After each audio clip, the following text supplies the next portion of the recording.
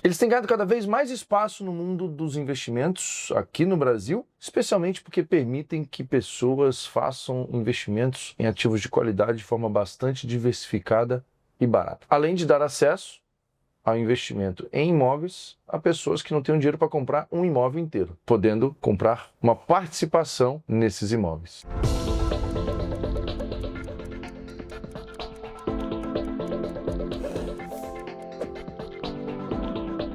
Hoje eu estou aqui com Guilherme Barbieri. Bem-vindo, Guilherme. Tudo bem, Vitor?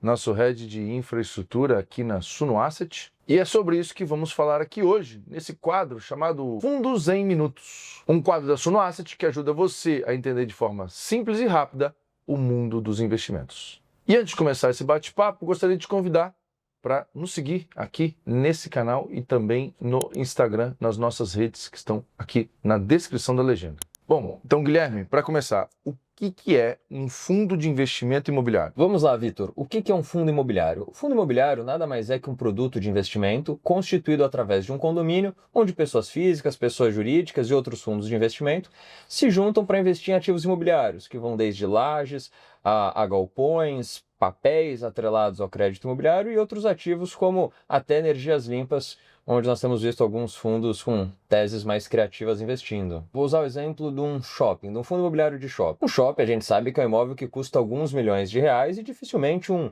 único investidor vai conseguir ir lá e comprar um shopping e operar ele por inteiro. O fundo imobiliário, o que ele faz? Inicialmente, ele capta o dinheiro com uma base de investidores diversos, pega esse recurso, busca boas oportunidades de investimento, nesse exemplo aqui um shopping, ele adquire o shopping e passa a operar esse shopping, cuidando de todas as questões legais, regulatórias e necessárias para a operação desse ativo, e com os rendimentos do aluguel desse shopping, né? Então aqui nesse exemplo, um shopping vão ter várias lojas, essas lojas são locadas para diversos inquilinos, e aí esses inquilinos pagando os aluguéis mensais para o fundo distribui, né, por lei, 95% do resultado a cada semestre para os seus investidores. Bom, além de receber o aluguel, que você já acabou de falar, quais são as outras oportunidades que os investidores podem estar expostos ao comprar um fundo imobiliário? Vamos lá, Vitor. Existem algumas outras formas de ganhar dinheiro com fundos imobiliários. Uma delas é quando o gestor do fundo desinveste de algum dos ativos, seja um imóvel, seja um título de dívida que ele adquiriu. Uma vez que esse imóvel, esse título de dívida é vendido por um valor maior que aquele que foi comprado, o gestor consegue entregar esse ganho ao cotista e também com eventual valorização das cotas dos fundos imobiliários. Uma vez que esses fundos são listados em bolsa ou balcão, usualmente, uma vez que o apetite do mercado melhora, a taxa de juros diminui, o preço da cota tende a valorizar e o investidor se beneficia através da valorização da sua posição naquele fundo imobiliário. E como uma pessoa física aqui, investidor que está acompanhando o Fundo em Minutos, pode avaliar um fundo imobiliário? Quais são as ferramentas ou os indicadores que essa pessoa precisa prestar atenção ao decidir comprar ou até avaliar e decidir não comprar aquele fundo imobiliário? Perfeito, Vitor. Esse é um ponto muito importante, muitos investidores costumam ter essa dúvida. Eu acho que é importante a gente separar alguns fatores, alguns pontos específicos que eu sempre recomendo aos investidores analisarem antes de investir no fundo imobiliário. O primeiro é olhar a conjuntura, seja macroeconômica, seja do setor que esse fundo está exposto. Então, o exemplo que eu usei do shopping. Se você vai investir num fundo de shoppings, você tem que analisar se aquele momento é propício para ter a exposição ao varejo, a shoppings como um todo. O segundo ponto é analisar os documentos do fundo. Geralmente os gestores divulgam relatórios gerenciais e outros conteúdos informativos sobre o fundo, sobre a performance do fundo, sobre os imóveis do fundo ou outros ativos que o fundo tem em sua carteira. É sempre importante também analisar quais são esses ativos, como esses ativos estão precificados. Sei que algumas vezes isso pode ser mais complexo, uma vez que por mais que existam fundos que nós chamamos de monoativo, onde o fundo só tem um ativo e é mais fácil você entender se o preço do fundo está condizente com o preço daquele ativo. Mas existem alguns fundos multi-estratégia que possuem papéis, possuem outros fundos, possuem imóveis, e aí começa a ficar um pouco mais difícil você entender se aquele fundo realmente é bom ou não. Hoje em dia existem diversos sites, plataformas e ferramentas que ajudam os investidores a conseguirem compreender um pouco mais, em especial fundos mais complexos, e também alguns indicadores que são bem conhecidos no mercado, como a questão do PVP, que é a questão do patrimonial do fundo vis-à-vis o seu preço, e também a rentabilidade histórica, por mais que a rentabilidade histórica não é garantia de rentabilidade futura, entender como esse fundo se comportou em momentos de estresse, como é a recorrência do pagamento de dividendos desse fundo e como que é eventualmente a recorrência da geração de caixa. Legal. E por uma pessoa que vai investir em um fundo, ela estudou, leu o relatório gerencial, olhou esses indicadores de preço, valor patrimonial, dividend yield, né, a renda que está sendo gerada.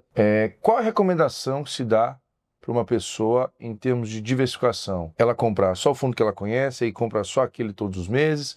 Ou é importante ir conhecendo mais, comprando diversos fundos com riscos diferentes?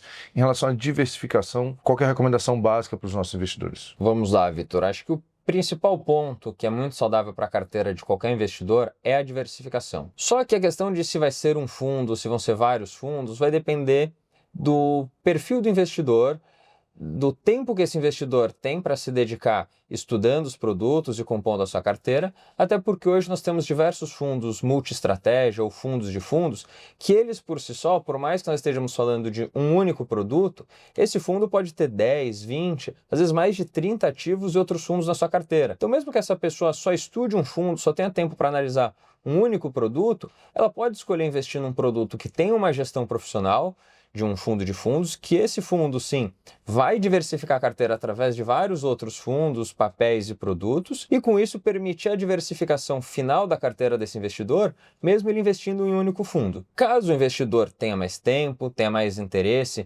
e ele mesmo queira montar uma carteira diversificada, aí é importante que ele diversifique em setor, em gestores e em tipos de estratégias para que realmente a carteira seja diversificada, ele consiga mitigar seu risco e siga aí a fronteira eficiente de investimento. E nesse assunto de diversificação, mas sem pulverização, porque as pessoas não têm como acompanhar 50 fundos, né? As pessoas têm mais o que fazer. Sabia que aquelas pessoas ali são bem ocupadas? Eu sei que você é bem ocupado.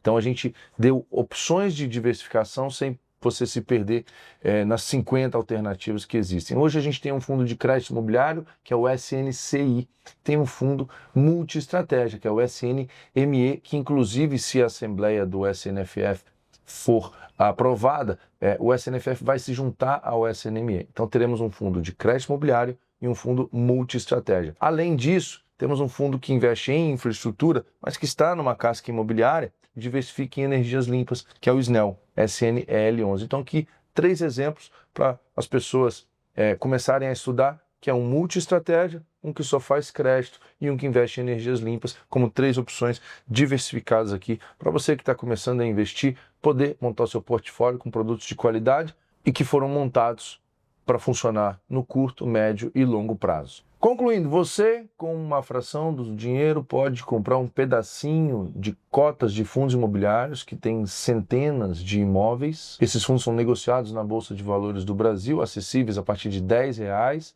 alguns fundos com cota de R$100. Você pode então ser dono de imóveis com R$10, R$100, R$500, R$1.000, aplicando seu dinheiro em ativos de qualidade. E assim a gente encerra esse episódio do Fundos em Minutos. Eu queria pedir a sua opinião, o que você achou? Deixa aqui nos comentários o que você achou sobre esse quadro, se você tem alguma sugestão. E se você ainda não curtiu esse vídeo, curte aqui e segue o nosso canal para não perder nada dos conteúdos que a gente gera aqui pensando em você. Muito obrigado, até a próxima. Tchau, tchau, pessoal.